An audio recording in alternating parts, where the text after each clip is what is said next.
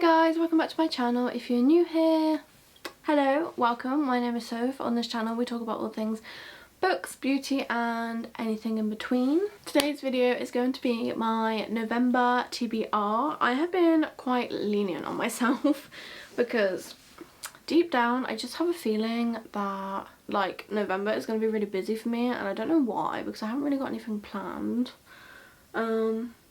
But it's just typically a busier time, I think, for me. I work in retail, so that makes it even busier. But I do have a nice TBR, I think. I'm hoping I manage to get around to most of these books. I'll be very sad if I don't. 1, 2, 3, 4. I have 4 books and a graphic novel, and graphic novels do not take long to read at all. So yeah, so this is my TBR for November. There are some books on here that are featured in other months as well. So yeah, let's just get right on into it. I did pretty well in my last month in October because I read 5 books, which is quite good for me because I was going through a bit of a almost sometimes not even one book a month for like a couple of months. So yeah, but I'm just going to get right on into it. So first up, in no particular order, I'm just taking them off the pile, we have Caraval by Stephanie Garber. I'm pretty sure I put this on my... did I? I don't think I have had this in a TBR actually. I mean, I've wanted to get around to it, but I don't think I've actually put it on a TBR. So we have Caraval by Stephanie Garber. This is about, I'm sure you already know what it's about because everyone's talking about it, but it's like a fantasy book about a caraval that comes to a town once a year, and it's only open to those who've been invited, and if you go you are part of a game. And at midnight on the first day the show begins and the visitors become players. Each of them is vying for the coveted prize, a single wish. All they must do is unravel the mystery of Caraval, but in a game where danger hides behind every charming smile, winning isn't without loss, and their wish might be their last. So I think this book sounds absolutely stunning, and the characters from the book, stunning. And yeah, I've heard lots of really good reviews, and it's not really that big either, in my opinion. It's literally bang on like 400 pages, so I think it's doable in like a couple of days as long as I get time to sit down and read. But yeah, I've really wanted to get around to this. This is part of a trilogy, so if I like it I will obviously go on to the next couple of books, but not this month. I'm hoping that I don't like it so much that I can't read anything else until I finish the series, because that does happen to me sometimes. I.e. From Blood and Ash, ACOTAR, which I'm surprised at because I read the first one for ACOTAR and I didn't have any of the other books. And I went months without reading the rest of the series, but the minute I got A Court of Mist and Fury, that was it. I couldn't read anything else until I read Court of Silver Flames. So yeah, but I'm very excited for this book. I think I'm gonna really enjoy it, judging from what I've heard about it so far. We then have Throne of Glass. Yes, that book that I have been putting off because I wasn't ready to start a big series, but if you look above me here, I caved and bought the whole thing. So I am hoping to slowly make my way through it. It is obviously by J Maas, so I already know that I just remembered something. As soon as I said J Maas, I remembered the main book that I wanted on my November TBR. And it wasn't down here with me, so I might have to take something off. But yeah, it's by J Maas, so I already know that I like her writing, and this, I have been interested by this book, but I wasn't as interested as ACOTAR. But I've seen loads of TikToks and hype around like the last few books, and now I'm like, okay, wow, I really want to read it. But I'm not looking to storm through the series, I just want to slowly progress through it. So every now and then I will pick up the next book. But yeah, so if you don't know, this is about an 18-year-old girl who is serving a life sentence. She is a trained assassin, the best of her kind, but she made a fatal mistake. She got caught. Young Captain Westfall offers her a deal, her freedom in return for one huge sacrifice. Selena must represent the prince in a to-the-death tournament, fighting the most gifted thieves and assassins in the land. Live or die, Selena will be free. Win or lose, she is about to discover her true destiny, but will her assassin's heart be melted? When I first read this, I thought, it sounds good, but like, I'm not obsessed with it, but then I realised that it was in the Feywild and there's loads of like stunning men. So naturally I'm hooked now. So yeah, I'm hoping to get around to this, and it could be like a second favourite series to, or a third favourite series, sorry, to Akata. So we'll see, hopefully. And while we're talking about Sarah J Maas, this is the one that I forgot I was supposed to put on my TBR. And that is House of Earth and Blood, a Crescent City novel by Sarah J Maas. This is her new series, I guess. I don't know how many books it's going to be, but I know that there is another one coming out in February. And I wasn't going to read this anytime soon because I didn't want to wait for the second one, because I had a feeling I was going to really enjoy this book. But somebody that I watch on TikTok, and I always comment on her videos, she must be like so sick of me now, suggested that I read this as soon as possible. So, bound by blood, tempted by desire, unleashed by destiny, Bryce Quinlan used to light up Crescent City, partying all night in the clubs where the strict classes of angel, shifter, human and fae merge into a sea of beautiful bodies. And then a demon murdered her closest friends. 2 years later, when the supposed killer is behind bars, but the crimes start up again, the city's leaders command Bryce to investigate.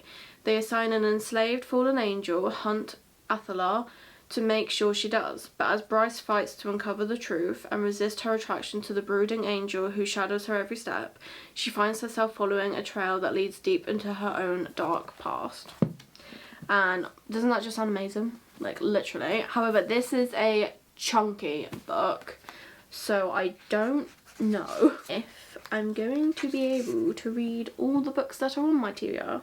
This one is 797 pages, which is one of the chunkier ones that I've read recently. But it sounds so good and I can't resist it any longer. So it's going on my TBR and I don't care. I will get around to it. I will probably read it after Inheritance Games. You may be getting a sense of deja vu here, and that is because Crave was on my October TBR, but I never got round to it because I got hooked on other books.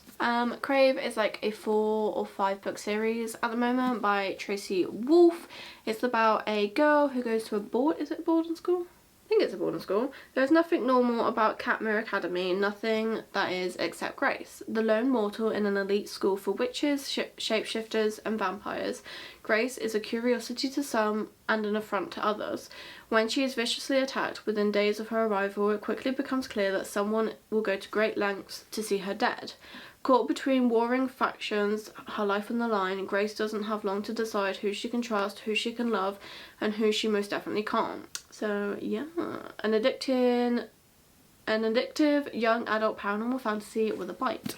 I have wanted to read this book for literal months, like since I started doing books on my channel, and the fact that I didn't get around to it is actually insane. So I'm going to try again this month because I do really want to read it. I think I actually read the first chapter because I was in here the other day and I was just like, let me just read some pages of like the books that were on my October TBR and see which ones like drawing me to it most. And this one I ended up reading like a few pages, so, and it does actually sound really good already, so hopefully I will get around to that. But again, that is another chunky book and apparently I'm punishing myself this month. Speaking of chunky books, we have Serpent and Dove by Shelby Maherin.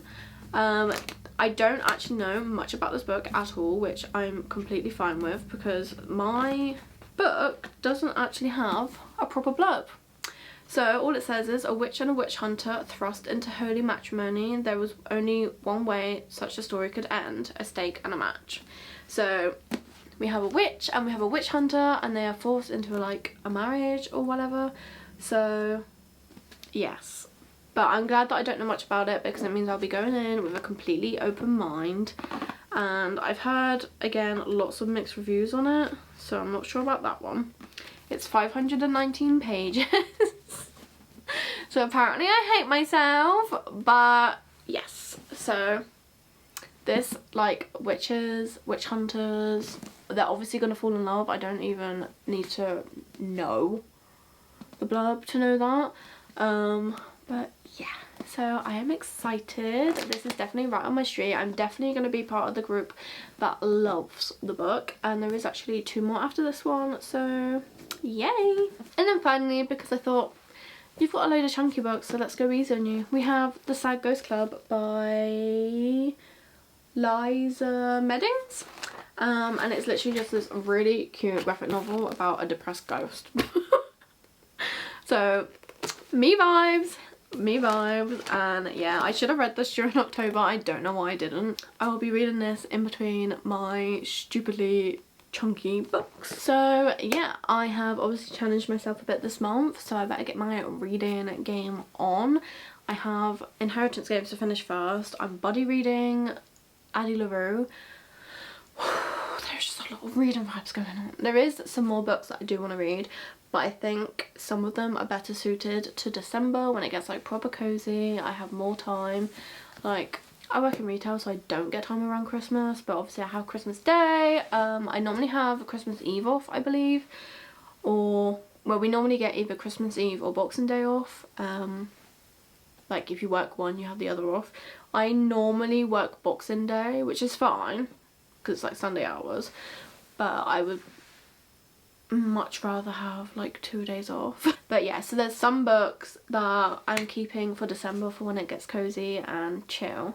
So, but yeah, let me know what is on your TBR. Let me know what you managed to get read last month. I want to hear all the recommendations.